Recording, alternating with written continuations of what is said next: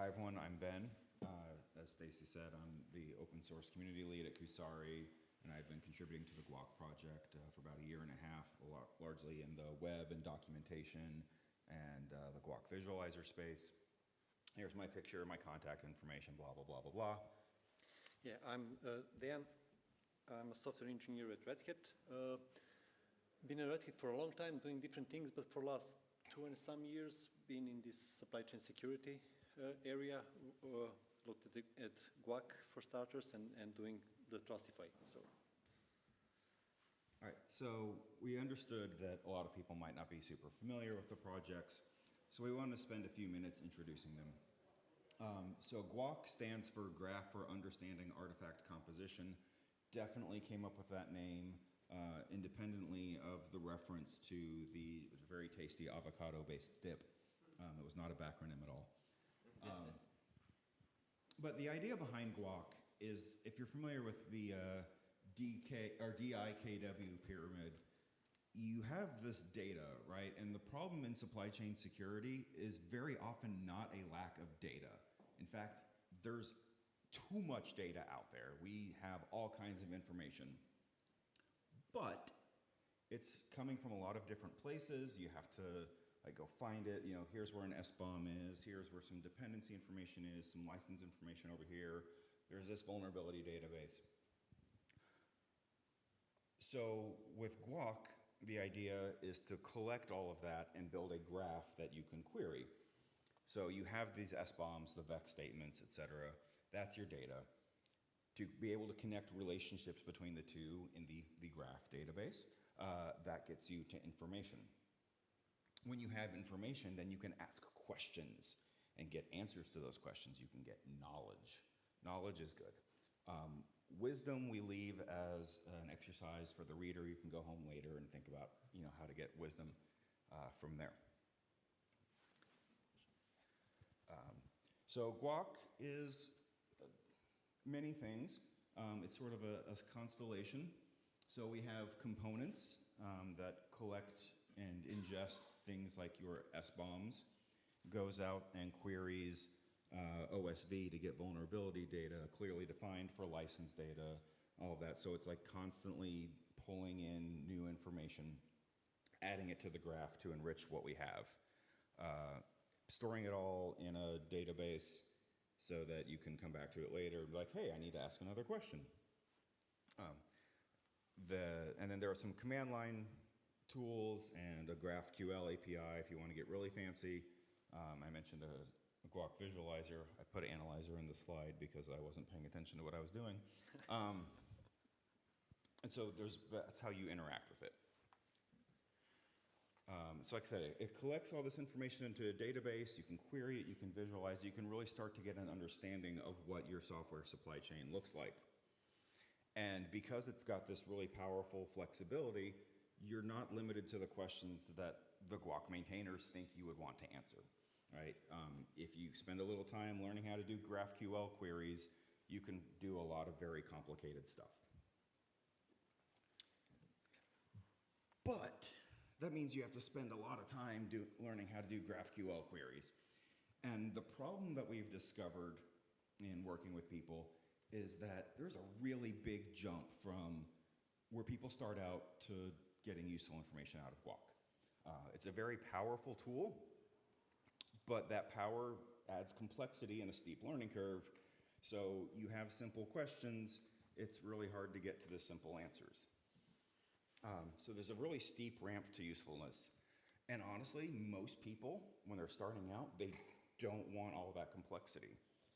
They just want to answer the really basic questions. And that's kind of hard to do in GUAC, like I'll be honest. It's also, got a very small set of people who are really interested in the space. So, it's hard to build a huge community out of it. We've also noticed there's a lot of silent users as a security tool. People don't necessarily want to talk about the security tools they're using when they're using them in big megacorp. And so we don't necessarily know who's using it, and then we find out later, they're like, oh, well, you could have filed a bug or something, like we could help you. And like I said, we tried to be too flexible. So we recently had the GUAC 1.0 release earlier this year.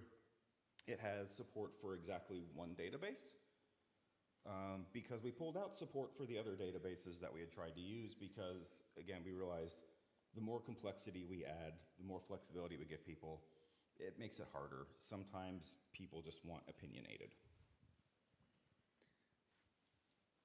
Yeah, maybe it's better. So that's the story of Trustify as well. So basically, it's a similar domain problem. Like we try to provide to our users, to our customers, so what kind of supply chain security problems people have today. And you go with a complex solution and like, okay, we have an SBOM management system. And then the first question is, okay, how I create SBOM, right? So we try to narrow down the problem to just SBOM management and providing a security and compliance profile for those SBOMs. So that's why we designed a system that can ingest data from multiple sources like GitHub repositories, different object storages, REST APIs, and get everything into a single database, with the idea to have more like a full text search CRUD kind of system that people can search for things like this package, in what SBOMs do I have this package, or with this version, or this kind of CV where this affects me.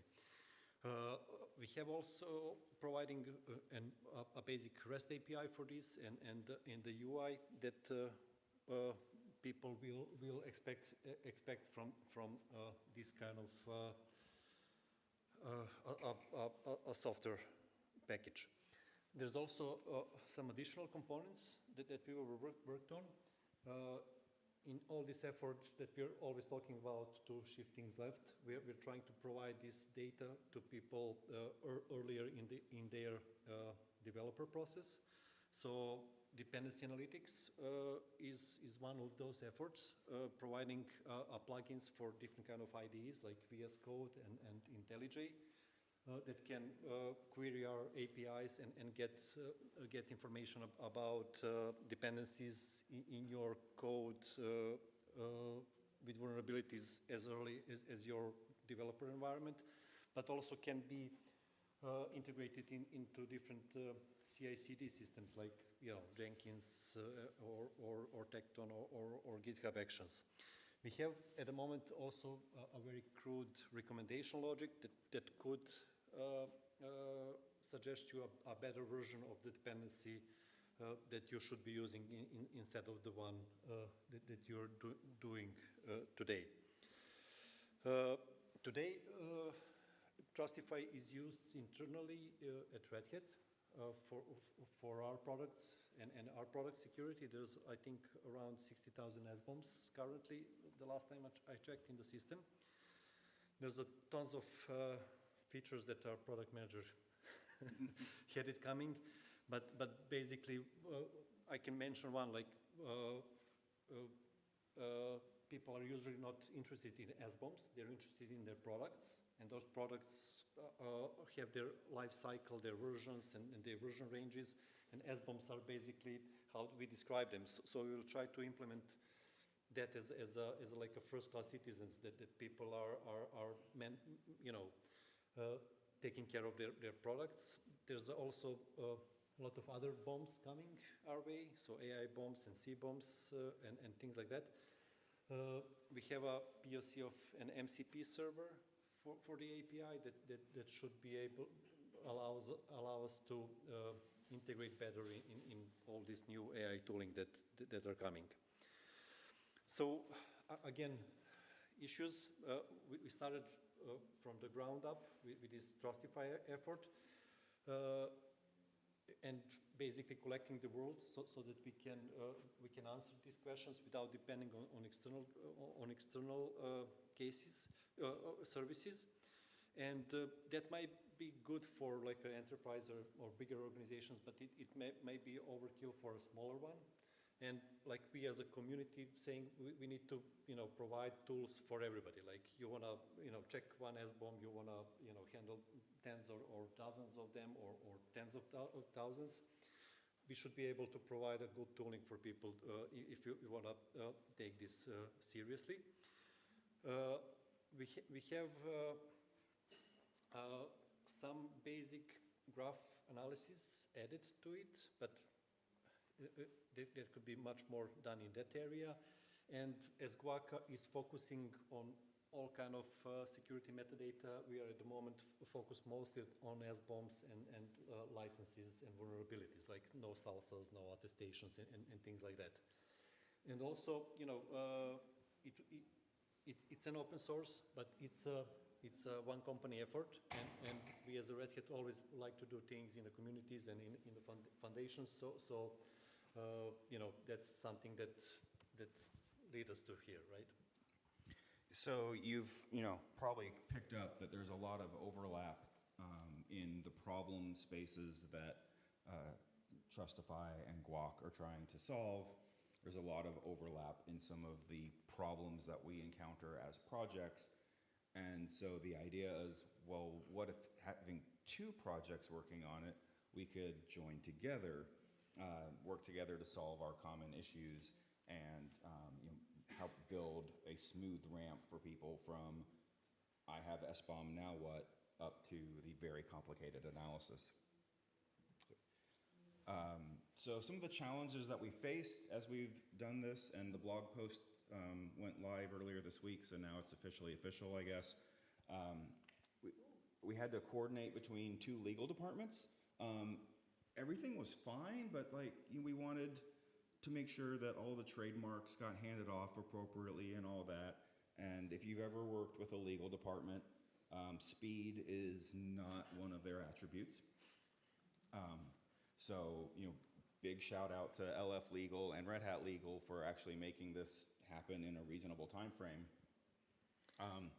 One thing that kind of came up was we were like, oh, well, let's move repos one at a time and not make a big mess. And then it turns out actually it would be a lot simpler for everyone involved if we just shoved it all over all at once. Have we done that yet? Still didn't do We that. still need to do that. Okay. It will happen. Yeah, it was on schedule this week, but everybody's here this week, and there's a lot of people on PTO, and we are sure that when we do that, things will break. Yep. So we want to be all at our computers. So everything is ready for that. Monday, it's going to happen. Monday's a holiday in the U.S., so. Tuesday. That's how it goes.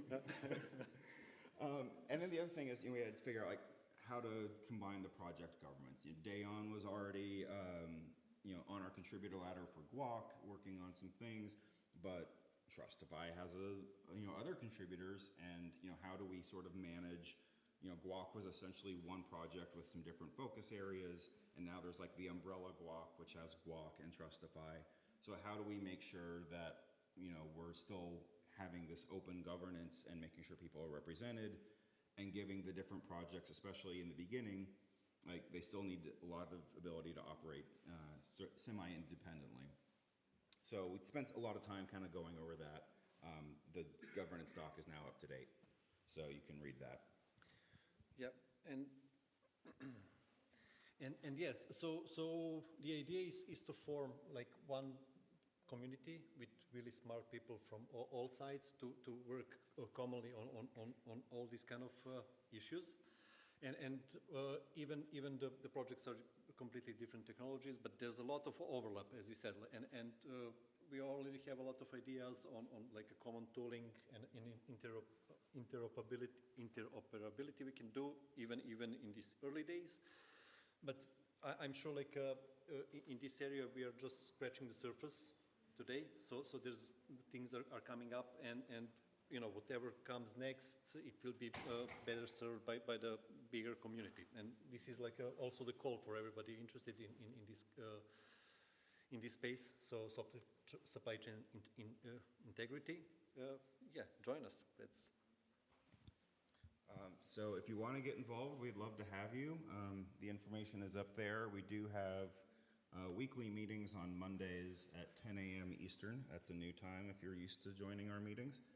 So we will not be meeting next Monday because, as we previously discussed, that's a holiday in the U.S. and a lot of people won't be there. But there's plenty of areas to contribute, both ideas and writing code, improving documentation, and all that. So we'd welcome everyone's participation. Thank you. Thank you.